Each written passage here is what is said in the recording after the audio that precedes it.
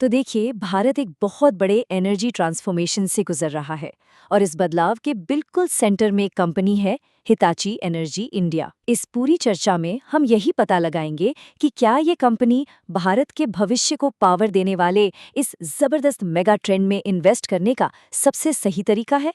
Company के अपनी annual report कहती है कि फाइनेंशियल ईयर 2024-25 भारत के पावर सेक्टर के लिए एक ऐतिहासिक साल था। अब देखिए, ये सिर्फ कॉर्पोरेट भाषा नहीं है, ये एक बहुत बड़ी इन्वेस्टमेंट अपॉर्चुनिटी की नींव है। हम सिर्फ एक कंपनी की बात नहीं कर रहे हैं, हम एक पूरे देश की ऊर्जा ज़रूरतों की बात कर रहे हैं जो तेज़ी से बढ़ रही हैं। तो एक इन्वेस्टर के तौर पर सवाल बिल्कुल सीधा है, क्या हिताची एनर्जी भारत के इस एनर्जी ट्रांसफॉर्मेशन में इन्वेस्ट करने का सबसे स्मार्ट तरीका है? चलिए इसी का पता लगाते हैं। अच्छा, कंपनी की डिटेल्स में जाने से पहले हमें उस लहर को समझना होगा जिस पर ये कंपनी सवार है। भारत की जो एनर्जी क्रांति की मैक्रो पिक्चर है वो कमाल की है, और सच कहें तो यही इस पूरी कहानी का असली इंजन है। जरा इस स्लाइड पर एक नजर डालिए। 250 गीगावाट, ये फाइनेंशियल ईयर 2024-25 में भारत की रिकॉर्ड बिजली की मांग थी और इसे सफलतापूर्वक पूरा भी किया गया। अब ये सिर्फ एक नंबर नहीं है, ये एक बहुत बड़े और लगातार बढ़ते हुए बाजार का संकेत है जिसे भरोसेमंद इंफ्रास्ट्रक्चर की जरूरत है। और ये डिमांड सिर्फ घरों और फैक्ट्रियों से नहीं आ रही है। डेटा सेंटर्स जैसी नई इंडस्ट्रीज बड़े पैमाने पर बिजली की खपत कर रही हैं।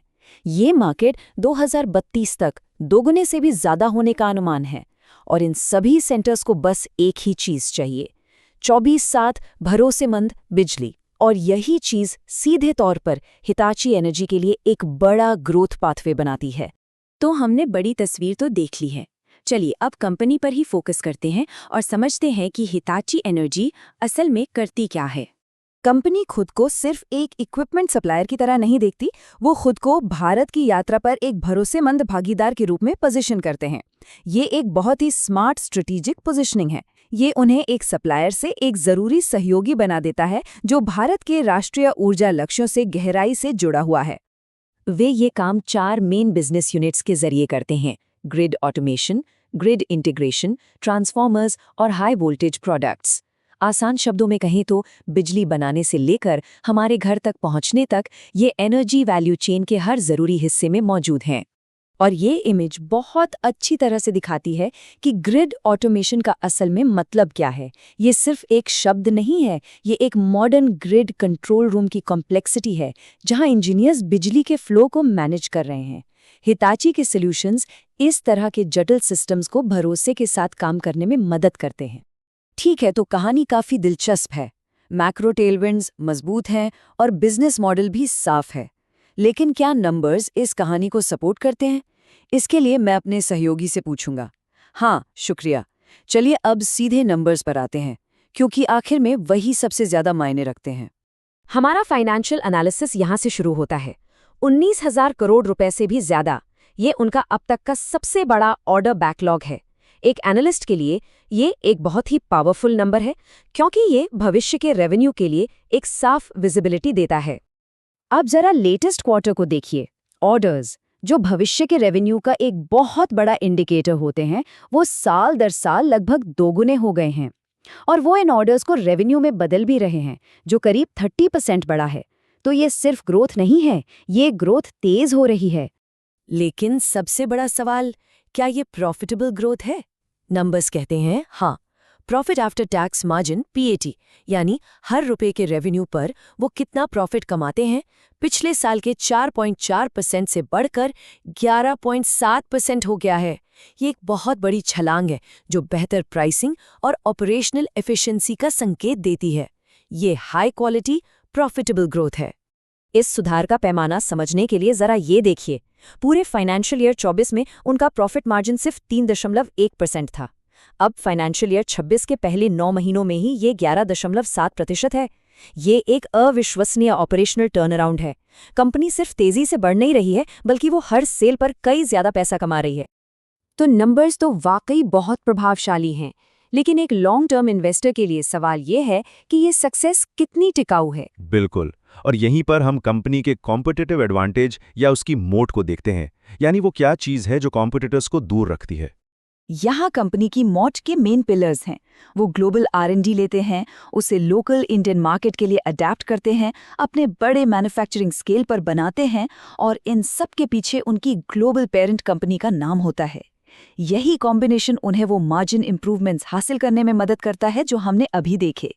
ये ग्लोबल एक्सपर्टीज और लोकल एग्जीक्यूशन का एक बहुत ही शक्तिशाली मिश्रण है। और ये सिर्फ कोई थ्योरी नहीं है, हम इसकी कीमत भी देख सकते हैं। उन्होंने अपनी पेरेंट कंपनी को ग्लोबल टेक्नोलॉजी तक पहुंच के लिए पिछले साल रॉयल्टी में 254 करोड़ रुपए चुकाए। ये उनकी टेक्नोलॉजिकल बढ़त बनाए रखने के लिए एक इन्वेस्टमेंट है और ये उनके बिजनेस मॉडल का एक अहम हिस्सा है। ठीक है, कहानी अब तक काफी पॉजिटिव रही है, लेकिन एक अच्छा एनालिसिस हमेशा थोड़ा संदेह के साथ चीजों को देखता है। तो आइए अब जोखिमों पर ध्यान दें और ये भी देखें कि मार्केट क्या कीमत लगा रहा है। कहानी बहुत अच्छी लगती है, तो हमें खुद से पूछना होगा, क्या चीज इस इन्वेस्टमेंट को गलत साबित कर सकती है? जो संभावित नुकसान है उनकी जांच करना बहुत जरूरी है।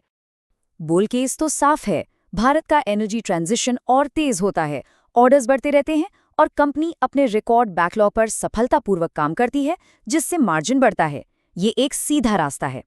लेकिन बेयर केस भी उतना ही रियल है। सरकारी या प्राइवेट कैपिटल एक्सपेंडिचर में एक मामूली सी मंदी भी सब कुछ रोक सकती है। या इससे भी बुरा, अगर वो अपने बैकलॉग को ठीक से एग्जीक्यूट नहीं कर पाते, कॉस्ट बढ़ जाती है और वो मार्जिन जो हमने देखे थे वो गायब हो जाते हैं। और हमें कंपटीशन को भी नहीं भूलना चाहिए, जो हमेशा प्राइसिंग पर दबाव डाल सकता है। ये सब असली रिस्क हैं। और दिलचस्प बात यह है कि कंपनी खुद इन जोखिमों को मानती है। उनकी इन्वेस्टर प्रेजेंटेशंस में वो साफ तौर पर ग्लोबल इकोनॉमिक माहौल, सरकारी नियम और करेंसी एक्सचेंज रेट्स जैसे फैक्टर्स का जिक्र करते हैं। ये स्टैंडर्ड चेतावनियां हैं, लेकिन ये बहुत रियल भी हैं। ठीक है, तो हमने मैक्रो, बिजनेस मॉडल, फाइनेंशियल्स, मॉट और रिस्क्स सब कुछ कवर कर लिया है। चलिए अब इस सबको एक साथ लाकर एक फाइनल नतीजे पर पहुंचते हैं। ये कोट एक बार फिर एनुअल रिपोर्ट से सब कुछ समेट देता है।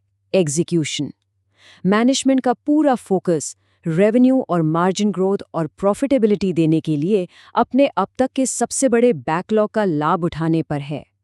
आखिर में सब कुछ इसी पर आकर टिकता है। तो ये हमें आखिरी सवाल पर लाता है।